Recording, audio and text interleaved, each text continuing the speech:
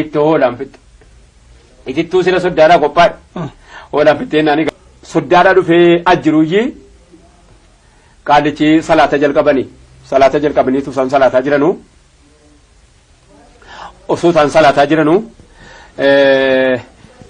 soogidda wahii mana dhibe wanni safuu wanni takkaan taane ta'e jennaani mana keessaa isaan magriba salaachisuudhaaf soddaa bira jira ol ka'anii mana keessa in salaatan malee immoo gurraan mana keessa dhaggeeffataa jiru. Mana abaluu naa dhaqee jettee intala ergatte jennaani dhandhabee dhufee jetteen miidha fiiti naa fiigii soddaa diqqoo natti dhufe baallama utuun of quban qabaatiin anaa of dagatee jiru soddaan natti dhufe mee makkaa baluu bakka kanaa moonaa dhaqee jennaan dayanii soogiddaa akka kana hoolaan na jalaa fixxe jedhanii mana baluu dhaqan soogidda waa tokko mana keessaan qabu jedhanii durii galaa beekadha adda namni soogidda mana keessaan dhabu jennaaniyyi jaarsi salaachisaatuma dhaqanii isaan mana keessa dhaggeeffataa jiranii dhabdee jettee gaafannaan bakka mana sadaffaa innuu mucaan as deebitee dhuftu salaatuma keessa rukoo dhaqaa jiranu Allahu akbar an jedhanii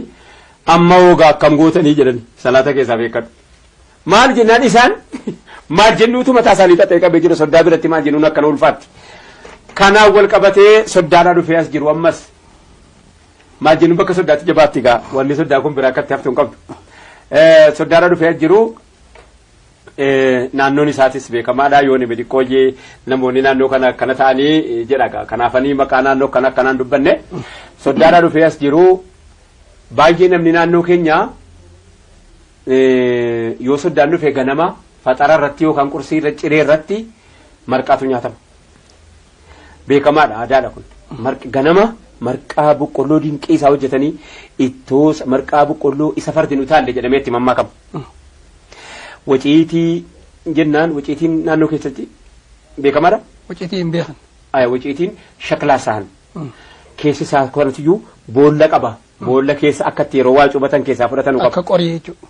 Qoriin mukarraa hojjetama inni kun biyyoo irraa hojjetama. Qoriin kan mukaati mukas soqamee tolfama. Inni kun immoo biyyoo irraa hojjetama marqaa walakkaa akkana baalli jala taa'eetiyyi marqaa walakkaa akkana gadi kaa'anii jennaan ittoo sa'aa itittuu fidanii itti guutanii jennaan namni itittuu kanaani nyaata soddaan dhufee jiru soddaan nama guddaa hajii wayiiti jennaani ganaa yeroo sana keessa sadarkaa guddee isaanii asumarraa kaasee tilmaamuu dandeessa. Si galee isaan dhufanii jiran amma haati mana keessa marqaa kana fidanii fuulduree soddaa ka'anii namni ni sigaa soddaatas jira miti gaa ollaanis dhufee naanni akkana jalqabu ittuun itti dabalamu kuni diinqa keessatti baay'een bifamee kaa'amee itittuun inni kun nyaatama baay'een bifama jennaan amma yeroodhuma marsaa jalqabaa namni ittoo lama sadii jennaan akkana kutate ka'u ittoo waciitii keessaa dhume waciitii keessaa ittoo dabaluudhaaf haati manaa ka'anii diinqa dhaqanii achumaan dhabaman deebi'uu didanii. Ittootu lakkii inuma dhufne kaan isaan waan itti beekamu achumaan hafan jennaanii mucaanitti aantus kaatee ittoo fiduu dhayte maal jennuudha beekadhu isaan maal jedhanii addeebiidhaa dhabaman isaan maal nuun jedhanii soddaadha maal jennuudha lamuu maal gaafatta gaa innoo hoo tottolfatameetoo urgaa sila hin jirretu soddaa jecha urgeeffama beekamaadha kun yeroo akka kana amma isaan ka'anii haati mana dhabaman akkuma waa wareegamanii inuma dhabaman naannoodhuma kanaa dhabaman asumaanii intalli kaatu maal ta'an jedhanii ka'an kaateen asiinatu isheenis hin dhumne mucaan dhiiraa wayii ka'inatu fakkaata akkan dhagayeetti mucaanii dhabame mal inni kaanu gaabbaan mana amma jedhe kun waa malee boolloo wayii hin galle